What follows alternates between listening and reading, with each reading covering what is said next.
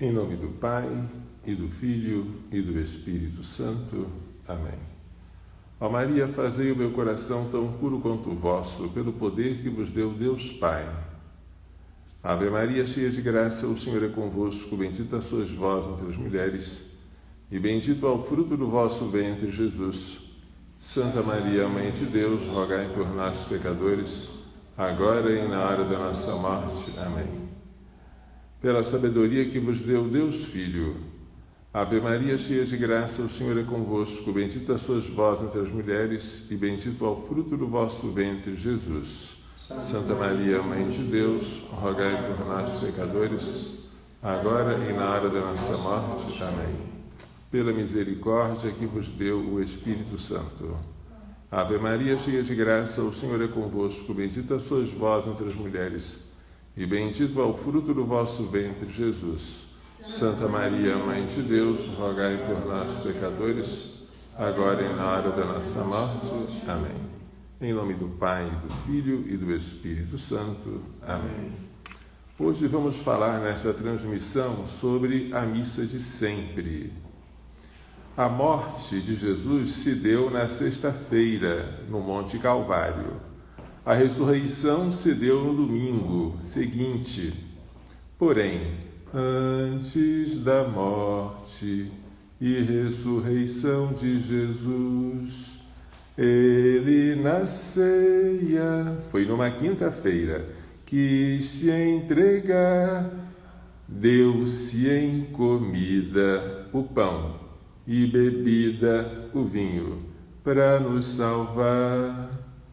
Foi aí que Jesus celebrou a primeira Santa Missa.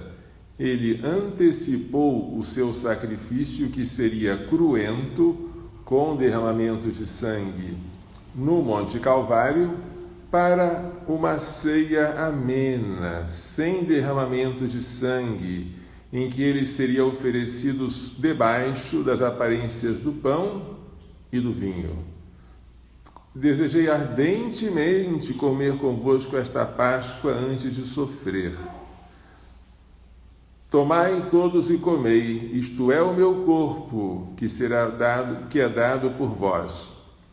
E ao fim da ceia, tomai todos e bebei, este é o cálice do meu sangue, o sangue da nova e eterna aliança, porque a aliança antiga havia sido feita por meio de Moisés, mas ela foi provisória, foi feita com sangue de animais. O sangue da nova e eterna aliança é o sangue de Cristo, que será derramado no dia seguinte, na sexta-feira, por vós e por muitos, para a remissão dos pecados. E depois a ordem, fazei isso em memória de mim. Então, no contexto de uma refeição, o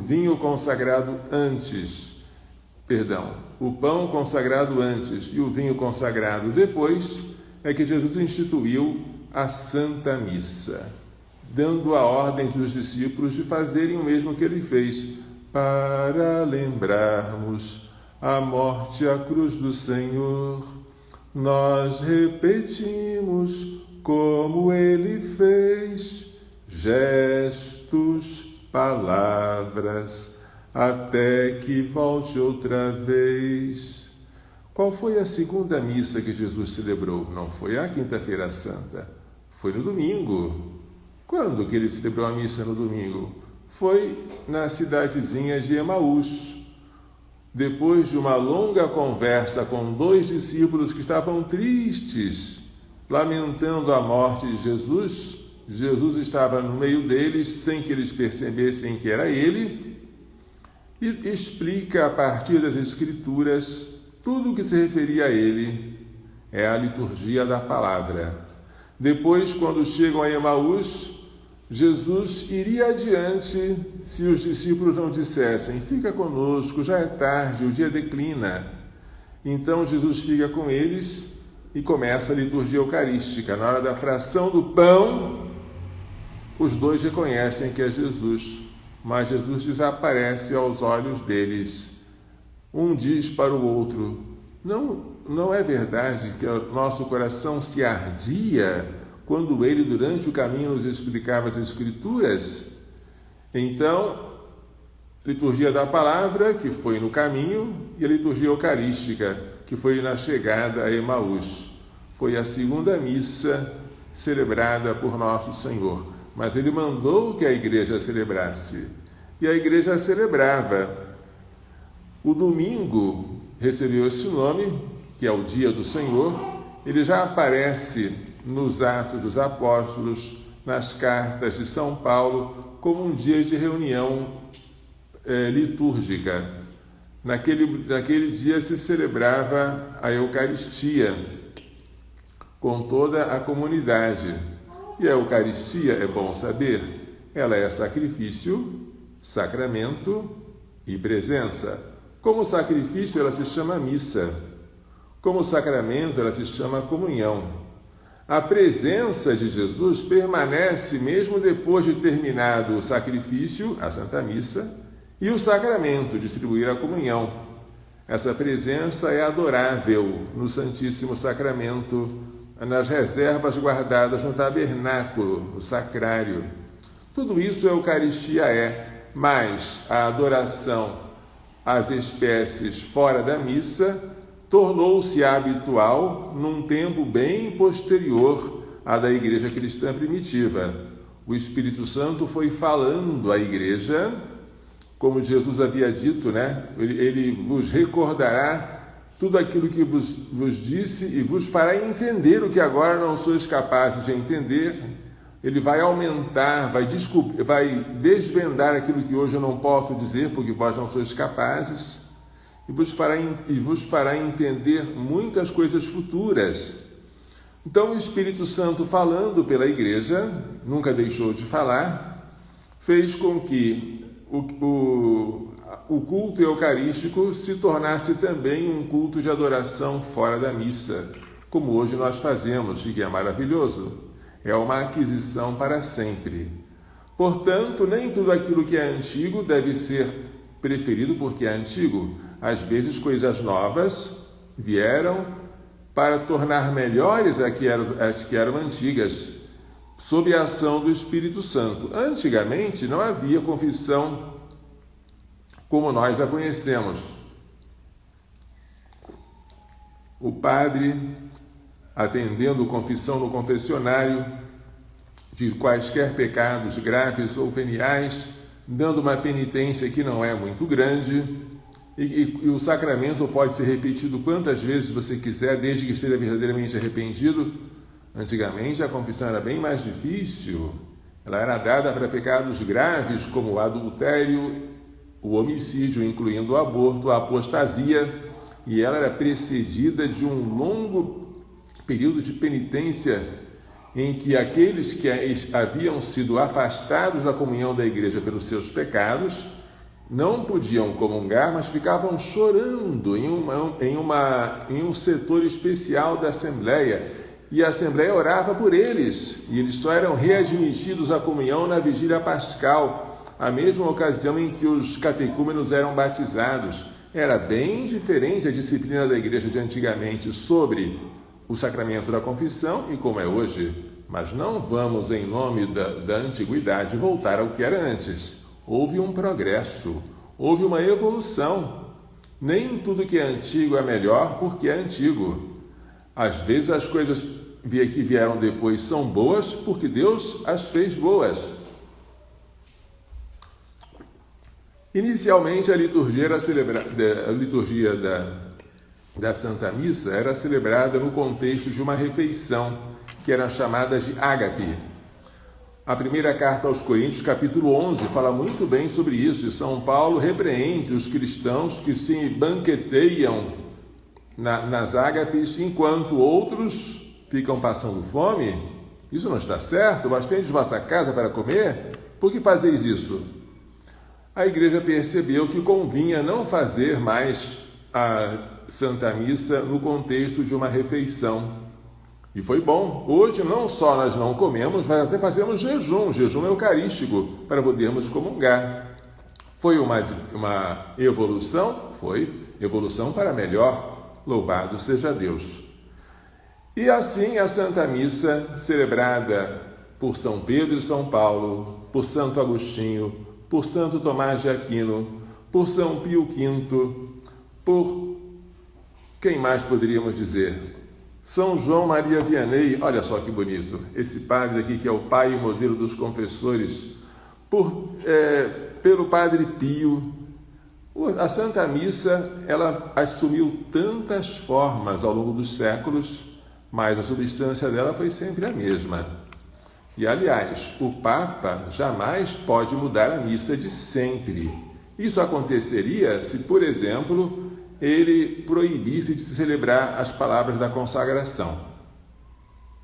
Ou então, se ele mandasse trocar a matéria da Eucaristia, em vez de pão ázimo de trigo, pão de cevada, em vez de vinho de uva, vinho de maçã.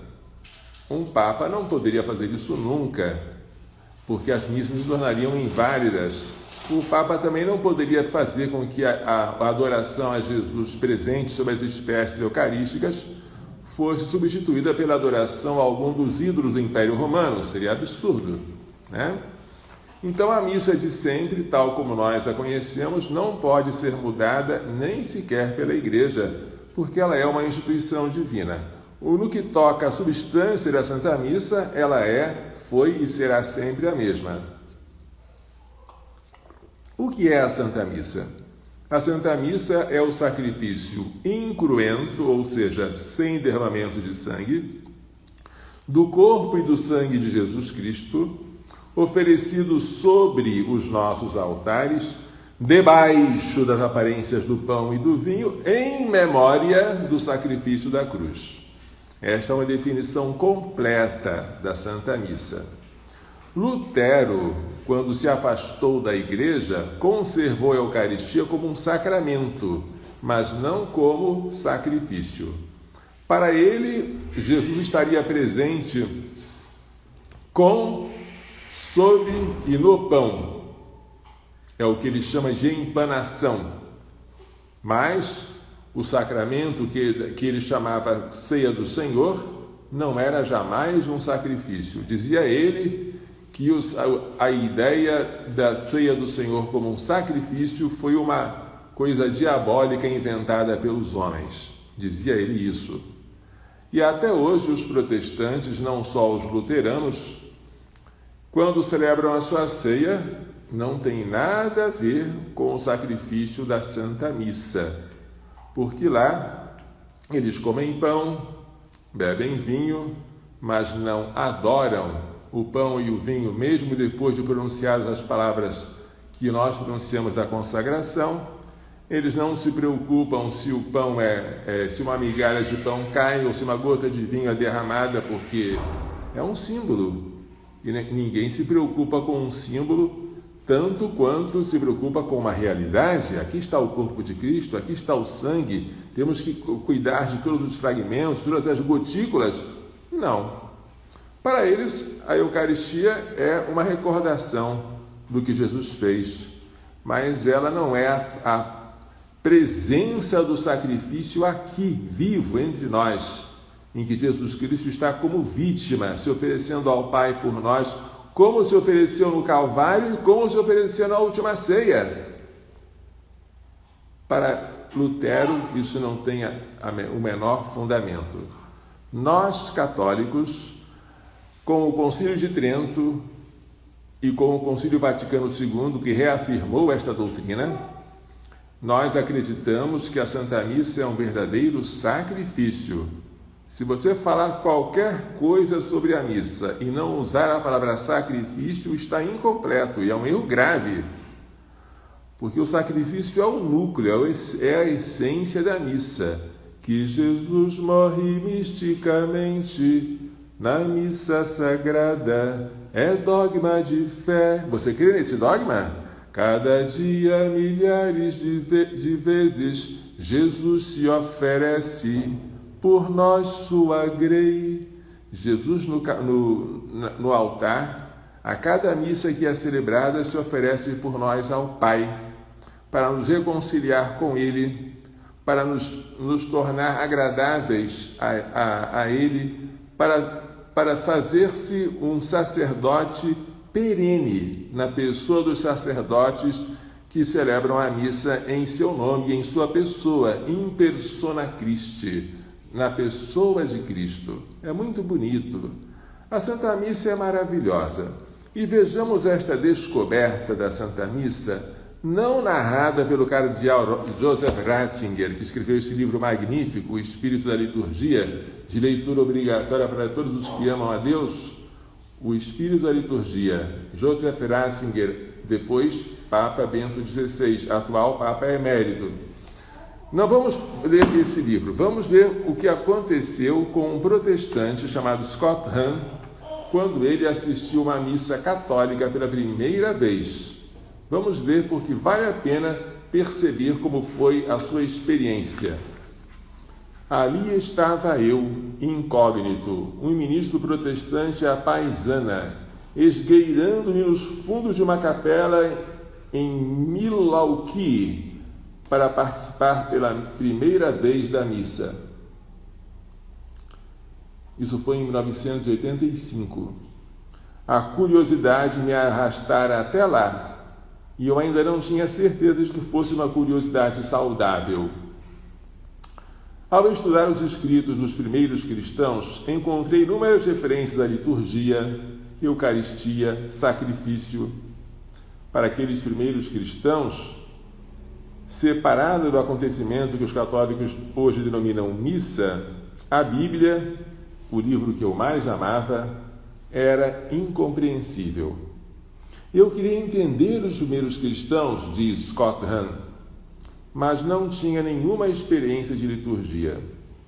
Por isso, persuadi a mim mesmo a ir ver como uma espécie de exercício acadêmico, mas jurando o tempo todo que não ia me ajoelhar nem participar da idolatria. Lembremos, para os protestantes, a missa é um ato de idolatria. Sentei-me na obscuridade, em um banco bem no fundo daquela capela no subsolo. À minha frente havia um número considerável de fiéis, homens e mulheres de todas as cidades, de todas as idades. Impressionaram-me suas reflexões e sua evidente concentração na oração. Olha como o exemplo dos bons católicos na missa serve para converter um desconhecido. Então o sino soou, plim, plim, e todos se levantaram quando o padre surgiu de uma porta ao lado do altar.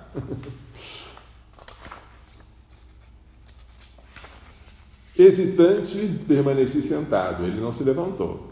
Durante anos, como calvinista evangélico, fui instruído para acreditar que a missa era o maior sacrilégio que alguém poderia cometer. Tinha aprendido que a missa era um ritual com o propósito de sacrificar Jesus Cristo outra vez. Não é isso. É trazer para o presente o sacrifício que ele fez no Calvário. Por isso, eu seria um espectador, ficaria sentado, com a Bíblia aberta ao meu lado. Entretanto, à medida que a missa prosseguia, alguma coisa me tocou. A Bíblia não estava só ao meu lado, estava diante de mim, nas palavras da missa. Um versículo era de Isaías, talvez aquele Santo, Santo, Santo, Isaías 6. Outro dos Salmos, outros de Paulo. A experiência era prodigiosa. Eu queria interromper tudo e gritar: ei, posso explicar o que está acontecendo aí a partir das Escrituras. Isso é maravilhoso. Não obstante, mantive minha posição de espectador à parte, até que ouvi o sacerdote pronunciar as palavras da consagração: isto é o meu corpo, este é o cálice do meu sangue. Então senti todas as minhas dúvidas se esvaírem. Quando vi o sacerdote elevar aquela hóstia branca, percebi que uma prece subia de meu coração como um sussurro. Meu Senhor e meu Deus, sois realmente vós. A partir daquele ponto, fiquei, por assim dizer, tolhido. Não imaginava uma emoção maior que a que aquelas palavras provocaram em mim.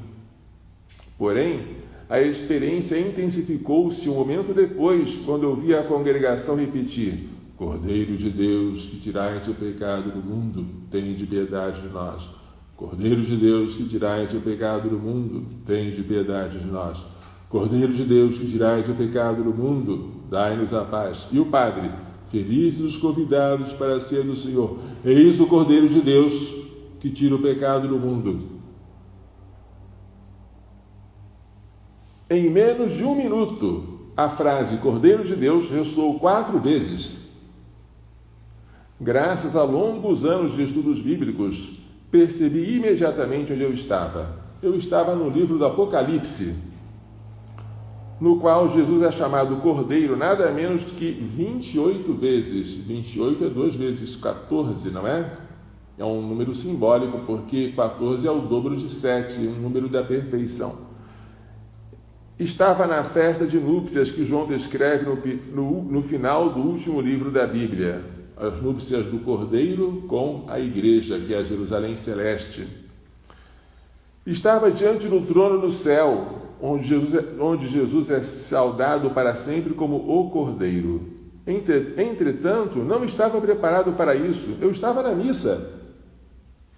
Voltei à missa no dia seguinte, e no outro dia, e no outro. Cada vez que eu voltava, eu descobria mais passagens das Escrituras consumadas diante dos meus olhos. Contudo, naquela capela escura, nenhum livro me era tão visível como o da revelação de Jesus Cristo, o Apocalipse, o último livro da Bíblia, que descreve a adoração dos anjos e santos do céu. Como nesse livro, vi naquela capela sacerdotes paramentados. O Apocalipse fala disso. Um altar, uma assembleia que entoava Santo, Santo, Santo. Vi a fumaça de incenso. Sim, a fumaça de incenso aparece no Apocalipse, significando a oração dos santos que sobe aos céus. Ouvi a invocação de anjos e santos. Eu mesmo entoava os aleluias. Aleluia é uma palavra hebraica que quer dizer louvai a Deus, que tem muitas vezes nos Salmos, pois me sentia cada vez mais atraído a essa adoração. Continuei a me sentar no último banco com a minha Bíblia e mal sabia para onde me voltar. Para a ação no Apocalipse ou para a ação no altar, que pareciam cada vez mais ser exatamente a mesma. Mergulhei com vigor renovado em meu estudo do cristianismo antigo e descobri que os primeiros bispos, os padres da igreja, tinham feito a mesma descoberta que eu fazia a cada manhã. Eles consideravam o livro do Apocalipse a chave da liturgia. E eu achava mais desconcertante. Alguma coisa intensa aconteceu com o estudioso e crente que eu era. O livro da Bíblia, que eu achava mais desconcertante, o do Apocalipse, agora elucidava as ideias mais fundamentais da minha fé. A da ideia da aliança como elo sagrado da família de Deus. Além disso, a ação que eu considerava a maior das blasfêmias, a missa, agora se revelava como um acontecimento que ratificou a aliança de Deus. Este é o cálice do meu sangue, o sangue da nova e eterna aliança. Eu estava aturdido com a novidade de tudo aquilo. Durante anos tentei compreender o livro do Apocalipse como uma espécie de mensagem codificada a respeito do fim do mundo, a respeito do culto no céu distante, a respeito de algo que, em sua maioria, os cristãos não podiam experimentar aqui na Terra. Agora, depois de 2 semanas de comparecimento diário à missa, eu me via querendo levantar durante a missa e dizer: ei, pessoal, quero lhes mostrar, vocês estão no livro do Apocalipse. Consultem o capítulo 4, versículo 8. Agora vocês estão no céu. Vamos consultar, já que ele está pedindo, né? Apocalipse 4:8. Vamos lá. É a visão de Deus. 4:8. Os 4 seres vivos têm cada um 6 asas e são cheios de óleo ao redor e por dentro. E dia e noite, sem parar, proclamam: Santo, Santo, Santo, Senhor Deus Todo-Poderoso, aquele que era, aquele que é e aquele que vem. O Apocalipse aqui faz uma referência ao cântico que os serafins cantavam no templo, na época de Isaías 6. Consultem o capítulo 4, versículo 8, vocês mesmos estão no céu. No céu mesmo. Os padres da igreja mostraram que essa descoberta não era minha. Pregaram a respeito há mais de 1000 anos. Entretanto, eu estava convencido de que merecia o crédito pela redescoberta da relação entre a missa e o livro do Apocalipse. Então descobri que o Concílio Vaticano II, olha a descoberta de um protestante, o Concílio Vaticano II tinha me passado para trás. Reflita nessas palavras da Constituição sobre a Sagrada Liturgia, a Constituição Sacrosanctum Concilium, que foi o primeiro documento aprovado pelo Concílio Vaticano II em 1963, poucos dias antes de eu nascer. Dezembro de 63. Quando eu estava para nascer no dia 24, esse documento foi aprovado. Documento sobre a liturgia Sacrosanctum Concilium. A Constituição dogmática, Sacrosanctum Concilium. Na liturgia terrena, diz o documento, antegozando, participamos da liturgia celeste, que se celebra na cidade santa de Jerusalém, palavras do concílio, para a qual peregrinos nos encaminhamos. Lá, Cristo está sentado à direita de Deus, ministro do santuário e do tabernáculo verdadeiro. Com toda a milícia do exército celestial, entoamos um hino de glória ao Senhor. E, venerando a memória dos santos, esperamos fazer parte da sociedade deles. Suspiramos pelo Salvador, nosso Senhor Jesus Cristo, até que Ele, nossa vida, se manifeste e nós apareçamos com Ele na glória. Termina aqui a citação do concílio. Espere um pouco, isso é o céu.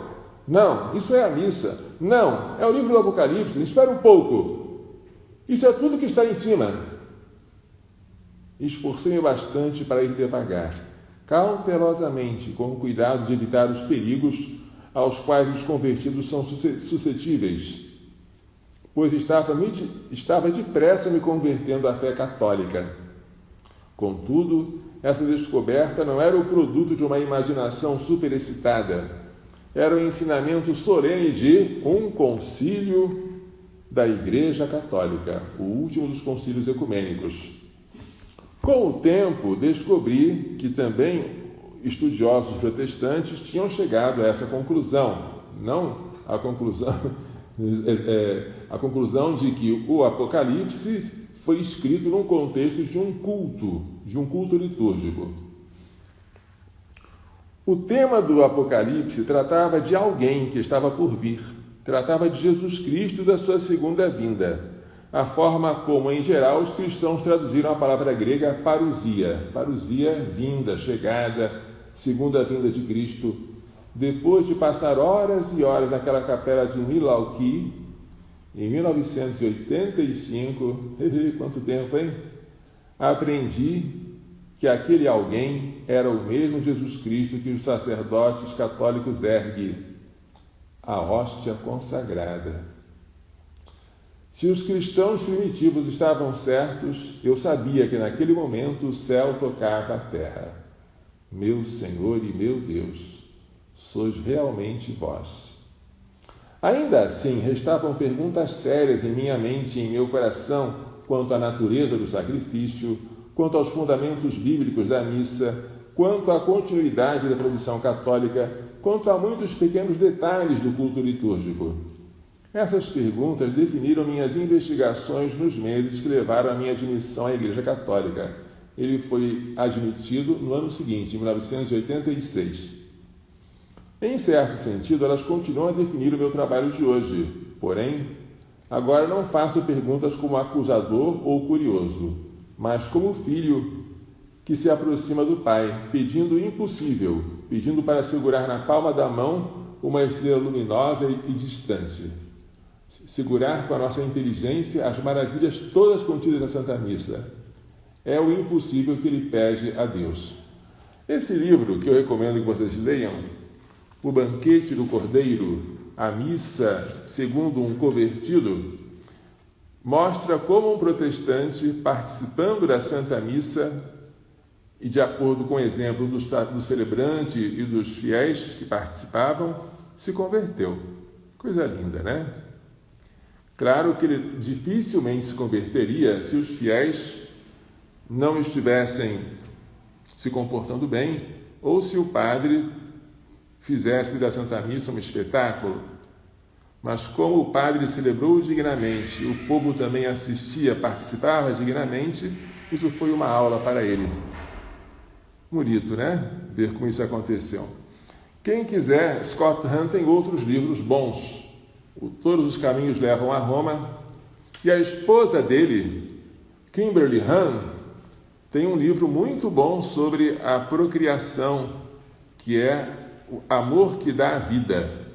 Lá ela fala a descoberta que os dois, como casal, tiveram da doutrina que o Papa Paulo VI escreveu na encíclica Humanae Vitae, sobre a abertura à vida, sobre o significado unitivo e procriador do ato conjugal e sobre a malícia da anticoncepção. Foi uma descoberta para aquele casal que, além disso, para variar, fundamentou-se no Concílio Vaticano II. Que coisa, né? Um concílio causando a conversão de um casal e a Santa Missa de Paulo VI, a Santa Missa após a Reforma Litúrgica, causando a conversão de um casal. Tudo isso são obras da graça, não é?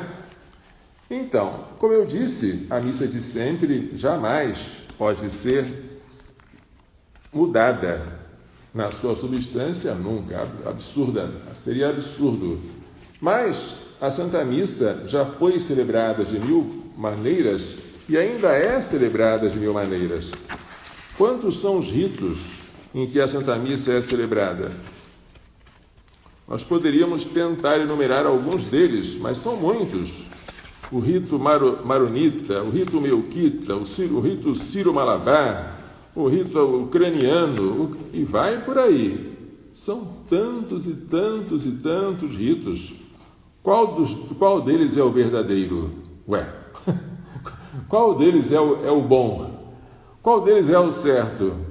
Todos eles são ritos aprovados pela Igreja e que prestam culto a Deus como Deus quer ser cultuado. Mas as diferenças às vezes são grandes. Nós estamos acostumados a fazer uma genuflexão. Eu estou e gosto muito de fazer, embora os meus joelhos já não estejam respondendo tão bem como quereria. Mas no rito oriental, em vez de uma genuflexão, eles fazem uma inclinação profunda, que poderia parecer para nós falta de respeito, mas eles fazem com uma grande reverência. É claro que tudo tem que convergir, o exterior junto com o interior. Não bastam apenas as boas intenções, se no exterior eu estou desatento ou praticando atos que estimulam a minha desatenção. Claro que não. Mas há uma variedade muito grande. O Espírito Santo é espírito de unidade, mas não de uniformidade. Então há espaço para várias formas de se celebrar. A Constituição Sacrosanctum Concilium, que foi a primeira a ser aprovada pelo Concílio Vaticano II, teve um sucesso incomum. A sessão solene de 4 de dezembro de 1963, minha mãe já estava bem gorda, iria me dar a luz em 24 de dezembro do mesmo ano.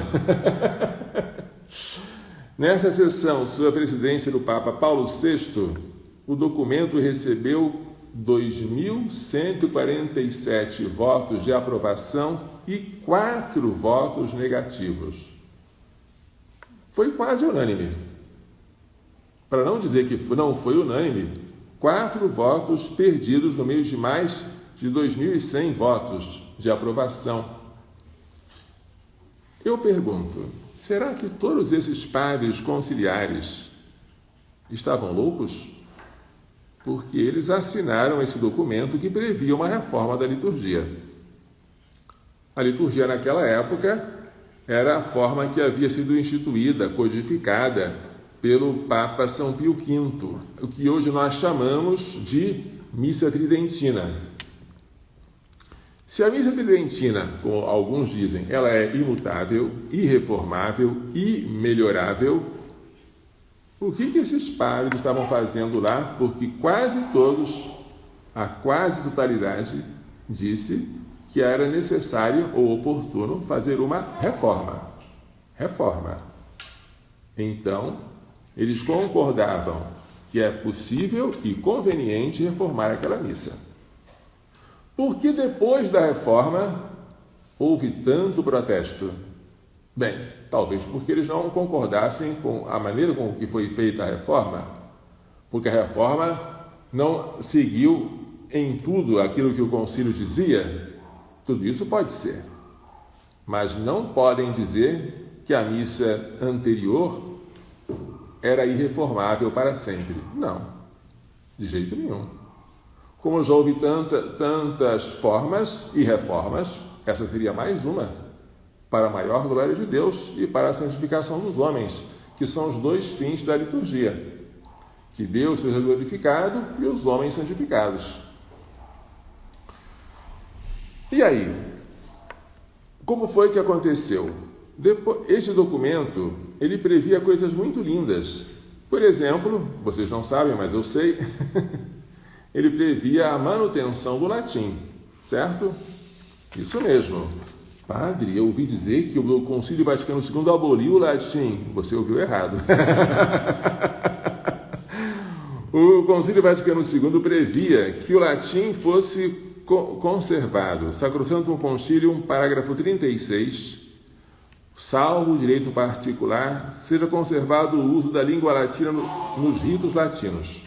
Havia algumas exceções em que se podia introduzir o vernáculo, por exemplo, na oração dos fiéis, os rituais de casamento, mas eram exceções. Ao mesmo tempo, o povo era exortado a saber falar em latim as partes que lhes competia. Isso é o que está aqui na Sacrosanctum Concilium, tá? Mas, padre, por que hoje não tem nada do latim? Aí você não me pergunte, porque eu não sei. Não deveria ser assim. Eu ainda peguei uma época em que havia no missal um suplemento em latim para o sacerdote que quisesse celebrar naquela língua. Mas depois esse apêndice foi retirado. Hoje o missal romano só tem vernáculo e nada de latim. Mas digo, é contra o que determinou o Concílio Vaticano II. A reforma nem sempre foi obediente àquelas diretrizes, certo? Padre, é verdade que a missa do Concílio Vaticano II, essa missa Novus Ordo Dominici, será que essa missa ela é celebrada de frente para o povo? Nada está escrito aqui. Nada, absolutamente nada, de que tivesse mudar a orientação da missa. E no próprio missal que foi promulgado pelo Papa Paulo VI, tudo dá a entender que o sacerdote está voltado junto com o povo para o altar. Ele está como o chefe, como um general à frente de um exército. O sacerdote está oferecendo um sacrifício junto com o povo, então os dois são voltados para a mesma direção. Há uma brecha na norma do missal, na introdução geral ao missal romano, que é que se possa também celebrar a missa de frente para o povo, mas não se diz que esta seja a forma geral ou a forma preferível. Mas o costume de celebrar de frente para o povo prevaleceu. O costume de celebrar só em vernáculo, tirando totalmente o latim, também prevaleceu. E foi uma coisa assim avassaladora. Opa! Até são João Maria Vianney está caindo de susto, né? Foi uma coisa assim avassaladora. Como é que pode? E quem viu a missa de antes e a missa de depois ficou tão, às vezes, chocado que disse alguma coisa está errada. Some-se a isso que, em nome do concílio, vários padres abandonaram o ministério para se casar. Padre, o concílio aprovou o que os padres se casassem? Coisíssima nenhuma. O concílio reafirmou a doutrina do celibato sacerdotal. Mas, em nome do concílio, se fez tanta coisa que o concílio nunca pensou em aprovar nem falar, né? Que os padres se tornassem leigos e se casassem, e isso aconteceu em série, infelizmente. Não tem nada a ver com o que disse o concílio.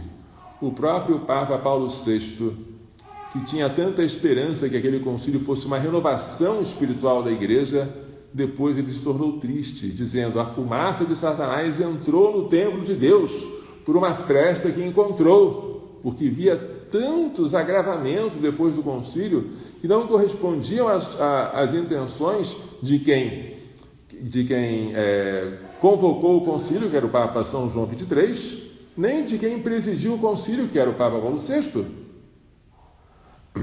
O Papa João XXIII, quando convocou o concílio, abriu a janela e disse: vamos ter que abrir uma fresta para que o ar, o sopro do Espírito Santo venha aqui. Por quê? Porque antes do concílio, é bom que ele se lembre disso, já havia um ar empesteado. A igreja não estava bem antes do concílio. Não estava bem. E São João XXIII percebeu isso e quis no concílio para melhorá-la. Se depois, em vez de melhorar, piorou, lamentamos muito, mas São João XXIII exigia a manutenção do latim. Na sua encíclica Veterum Sapientiae, ele falava explicitamente: o latim seja conservado, onde ele foi abolido, seja restituído. Agora o concílio leva a culpa de tudo, né? Tudo que há de mal aconteceu por causa do concílio. E se não houvesse o concílio, tudo estaria bom. É uma maneira meio simplista de falar. E assim como a reforma litúrgica veio depois da Constituição Sacrosanctum Concilium aprovada, e como a nova liturgia deu ocasião a muitos abusos, a culpa veio do concílio. É verdade que a liturgia antiga dava pouca ocasião a abusos, porque na missa anterior, o sacerdote, até para dizer: o Senhor esteja convosco, Dominus vobiscum, ele não fazia assim. Ele media o ângulo em que ele podia estender as mãos. Todos os movimentos eram muito bem calculados.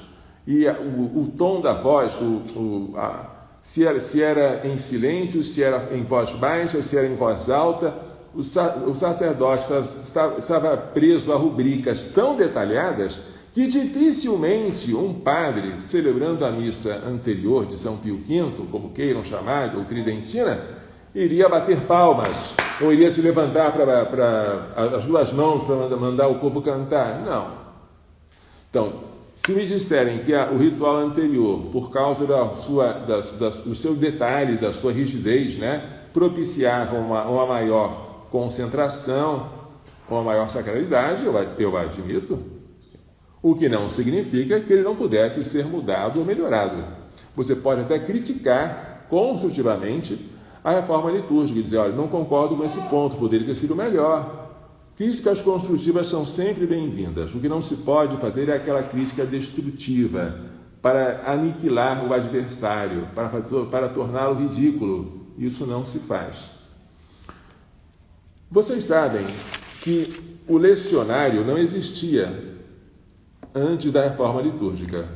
O padre tinha apenas um livro, que era o missal. E no missal estavam as rubricas para celebração da Santa Missa e também as leituras que se faziam. Mas o missal era um livro relativamente pequeno. E eu pergunto, como cabia todas as leituras dentro de um único volume que servia de missal, já contendo também as leituras da celebração? A resposta é: havia muito poucas leituras para serem oferecidas aos fiéis. está acostumado a participar da missa chamada tridentina, pode verificar, isso é um fato, que a quantidade de leituras é bem pequena, que os trechos do Antigo Testamento são quase nenhum, muito poucos, né? E que se você percorrer todos os dias do ano litúrgico, você consegue ler na Bíblia uma parte muito pequena dela. Alguns livros totalmente omitidos. Ou seja, uma coisa que poderia ser mudada, e que o concílio quis mudar, muito bem, é que fossem abertos os livros da palavra de Deus mais copiosamente ao povo. Isso é bom, e isso foi bom, e isso eu não quero que mude. Vou ler para vocês, novamente, Sacrosanctum Concilium número 51, com a finalidade de mais ricamente preparar a mesa da palavra de Deus para os fiéis, os tesouros bíblicos sejam mais largamente abertos, de tal modo que dentro de um ciclo de tempo estabelecido, se leiam ao povo de Deus as partes mais importantes da Sagrada Escritura. Gente, alguns de vocês seguem as minhas homilias, que eu posto no YouTube, no Instagram, no Facebook. Ora, cada vez que eu preparo uma homilia, eu mato 3 coelhos com uma cajadada só. Eu estudo o texto bíblico, sou obrigado a descobrir que profeta é esse, quando foi que ele viveu, em que circunstância ele falou isso, por que ele falou, a quem ele se dirigia. Eu estudo a Sagrada Escritura, eu faço meditação e eu preparo a homilia. Então agora, se eu quero conhecer a Bíblia, para mim é muito simples. Eu preparo a homilia durante 2 anos, no meio da semana, eu já percorri o ciclo ímpar e o par. O Evangelho é sempre o mesmo, nesse ciclo ímpar e par da féria, mas mudam as leituras do Antigo Testamento, e são muito variadas. Eu não conseguiria voltar a celebrar em um rito em que essa riqueza não estivesse presente. Se o meu bispo me mandasse celebrar a missa tridentina, eu obedeceria, claro, a obediência está acima de tudo, mas eu sentiria muita falta da riqueza da palavra de Deus, a qual eu estou acostumado agora, para mim e para os fiéis. Agora nós temos um ciclo de 3 anos para os domingos. O ano A, São Mateus, o ano B, São Marcos, e o ano C, São Lucas. 3 anos, 3 ciclos de ano para as missas de domingo. E nesses anos, para os fiéis que vão à missa apenas ao domingo, se o padre fizer uma boa homilia, tudo depende do padre. Se o padre se preparar, estudar, ele consegue alimentar bem, fartamente, aquele povo que tem fome e sede de Deus. Se eu fosse obrigado a celebrar a missa tridentina, tal como ela era até o Papa João XXIII, sem nenhuma adaptação, eu sentiria uma falta muito grande de um espaço maior para a palavra de Deus. Por quê? Porque, na minha opinião, isso foi um aspecto positivo, mais do que positivo, excelentemente positivo da reforma litúrgica, e eu não aguentaria ficar sem ele. Eu estou tão habituado a me alimentar da palavra de Deus, de alimentar o povo com ela, que eu me sentiria muito mal. O próprio ex-protestante Scott Hahn, ele fala do lecionário, que os protestantes também não têm, como um antídoto eficaz para a tendência que eu tinha como pregador protestante de identificar meus textos favoritos e pregá-los inúmeras vezes. Eu passava anos, diz ele, sem tocar em alguns livros do Antigo Testamento. Isso nunca é problema para os católicos que participam regularmente da missa. Quem participa da missa todo dia não deixa de encontrar os profetas Amós, Oséias, Isaías, Jeremias, Abacuque, profetas maiores e menores, Daniel, Ezequiel, todos eles passam na sua frente. E se o sacerdote explica, quanta riqueza, gente! Quanta riqueza! Claro que é coisa do Antigo Testamento, mas o Antigo Testamento, dizia Santo Agostinho, ele está grávido de Cristo. Aquilo que estava latente no Antigo Testamento se torna patente no Novo. Nós temos que conhecer os dois. A Sacrosanto Concílio, ao mostrar as diretrizes da reforma, repito, aprovação quase unânime, ela pensou na faculdade de admitir a concelebração, que não estava prevista no ritual antigo. Eu acho uma boa medida. Concelebrar faz bem. Concelebração, possibilidade de concelebrar, não a obrigação de concelebrar, né? Foi uma boa medida e eu acho que deve ser mantido. O que é bom que seja, mas uma coisa que não me parece boa é que os concelebrantes não possam ajoelhar. Porque na hora da concelebração, o celebrante principal se ajoelha depois da consagração do pão e do vinho. Os celebrantes que são os concelebrantes, eles só podem fazer uma inclinação profunda, mas não podem se ajoelhar. Eu sinto falta de me ajoelhar. Eu acho que isso aí poderia ser mudado. Eu acho que isso aí não foi uma boa iniciativa. Isto é uma crítica construtiva. Todos nós podemos fazer. Depois da comunhão, quando um diácono está purificando os vasos sagrados, o sacerdote deve ficar sentado, fazendo ação de graças. Claro que em qualquer posição você pode rezar, mas eu sinto falta de poder me ajoelhar depois da comunhão, para poder dar graças a Deus, porque isso não está previsto para o sacerdote na missa atual. É uma coisa que poderia ser mudada, certo? Uma coisa interessante, houve uma mudança no confiteor.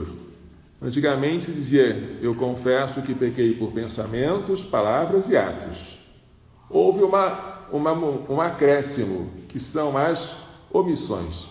Pensamentos, palavras, atos e omissões. Por minha culpa, minha tão grande culpa. Porém, isso aí, que para mim foi uma coisa muito boa, foi acompanhado de uma outra coisa que me deixou um pouco desiludido. Desiludido não, entristecido, vamos dizer assim. Antes da reforma litúrgica, havia um diálogo entre o sacerdote e a comunidade. O sacerdote chegava para a comunidade e dizia, confesso a Deus Todo-Poderoso, ao bem-aventurado Sempre Virgem Maria, ao bem-aventurado São Miguel Arcanjo, ao bem-aventurado João Batista, aos santos apóstolos Pedro e Paulo, a todos os santos e a vós, irmãos, que eu, padre, pequei muitas vezes por pensamentos, palavras, atos, faltava ainda as omissões. Por minha culpa, minha tão grande culpa, e peço que rogueis por mim a Deus nosso Senhor. Aí o povo rezava pelo padre.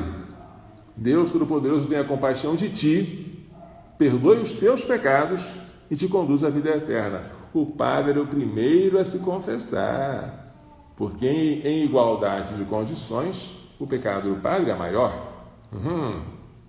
Depois o padre agora ouvia a confissão do povo. Confesso a Deus Todo-Poderoso e a ti, padre, que pequei muitas vezes, pensamentos, palavras, atos, por minha culpa, minha tão grande culpa, e peço que rogueis por mim a Deus nosso Senhor. E o padre respondia, Deus Todo-Poderoso tenha compaixão de vós, perdoe os vossos pecados e vos conduz à vida eterna. Então, havia um diálogo que era salutar. Hoje está tão em moda os diálogos na liturgia. Por que esse diálogo foi suprimido? Esse diálogo ressaltava a distinção entre o sacerdócio ministerial, que é do celebrante, e o sacerdócio comum, que é de todos os fiéis.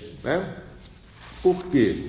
Diz o Concílio Vaticano II, mesmo concílio na Constituição Lumen Gentium sobre a Igreja, o sacerdócio comum dos fiéis e o sacerdócio ministerial ou hierárquico ordenam-se um ao outro, embora se diferenciem na essência e não apenas em grau. pois ambos participam, cada qual ao seu modo, do único sacerdócio de Cristo. Como o padre é sacerdote, mas de maneira diferente que o povo é, o padre sempre se confessava ao povo e o povo ao padre, mas não os dois juntos confessando a Deus, como hoje se faz. Hoje só um confiteor, que é do padre e do povo juntos. Foi uma simplificação? Pode ser, mas pode ser também um empobrecimento. É uma crítica construtiva que se pode fazer, né? Quando o padre vai dizer: orai, irmãos, para que o meu e vosso sacrifício seja aceito por Deus Pai Todo-Poderoso, meu e vosso, meum ac vestrum sacrificium. Por que ele não fala nosso? Porque o sacrifício do padre e o sacrifício dos fiéis são o mesmo, mas a títulos diferentes. O padre está oferecendo como sacerdote ministerial, o povo como sacerdócio comum. Infelizmente, a tradução brasileira transformou o meu e vosso em nosso, o que foi um grande empobrecimento. Isso não se faz, mas fizeram, não é? Não está no latim, não. O latim está certo, a reforma litúrgica fez bem. Mas, nesse livro do Papa Bento XVI, Introdução ao Espírito da Liturgia, o cardeal Ratzinger defende que a posição original da missa não era versus populum. Não, era uma posição junto com o povo em direção ao Oriente, versus Orientem, porque é do Oriente que o sol nasce, e o Oriente representa Cristo. É para lá que o povo se orientava. Então, o cardeal Ratzinger não está de acordo que a celebração original tenha sido com o padre de frente para o povo, conversando com ele. Também ele defende que o abraço da paz seja posto não na hora pouco antes da comunhão, depois da consagração, mas que seja colocado no ofertório. As pessoas se abraçam para poderem oferecer a sua oferta, não é? E reconciliam com o seu irmão. E assim já é na liturgia ambrosiana. Ele dá uma sugestão de que seja feito também. São coisas que a gente pode mudar, e seria tão bom que mudasse. Mas se eu celebrasse na missa tridentina, eu sentiria uma outra falta muito grande, muito grande. É a festa, a solenidade de Maria, Mãe de Deus, que inicia o ano, 1º de janeiro. Por quê? Na missa tridentina, esta festa é uma festa de segunda classe, que está localizada no dia 11 de outubro, quase desconhecida. Começar o ano civil com uma solenidade de Maria, Mãe de Deus, é uma riqueza que eu não quereria perder de jeito nenhum, certo? Essa riqueza foi com a reforma litúrgica.